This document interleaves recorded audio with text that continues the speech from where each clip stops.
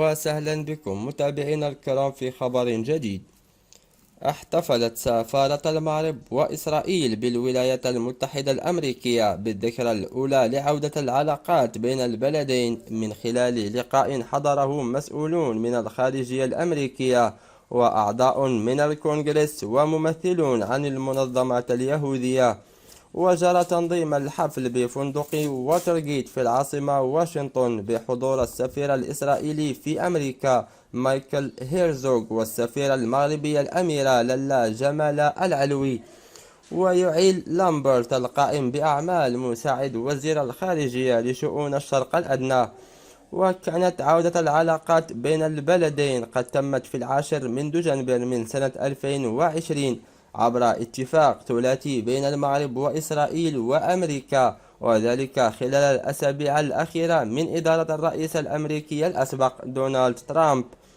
وقال السفير الإسرائيلي مايك هيرزوغ في كلمة خلال الحفل: بالنسبة لإسرائيل ولي شخصيا، هذه ليست مجرد اتفاقية أخرى في سلسلة الاتفاقيات الإسرائيلية العربية، هذا فصل جديد في علاقات خاصة أعمق بكثير من المصالح الجيوسياسية.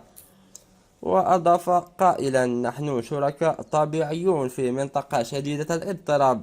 عندما ننظر إلى الصورة الإقليمية الكبيرة نرى صراعا بين معسكرين متعارضين، هناك معسكر يسعى إلى التقدم والتنوير والاستقرار، وهناك معسكر راديكالي متميز بإيديولوجية متطرفة ترغب في جر منطقتنا إلى الماضي المظلم بناء على الكراهية والعنف.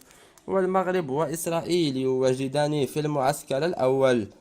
وأكد الدبلوماسي الإسرائيلي وفق ما نقلته صحافة بلاده التي غطت الحفل أن البلدين يمكنهما تعزيز رؤيتهما المشتركة لمنطقة آمنة ومزدهرة ومستقرة من خلال علاقات قوية بين اليهود والمسلمين لتقديم مساهمة كبيرة في هذا الصدد.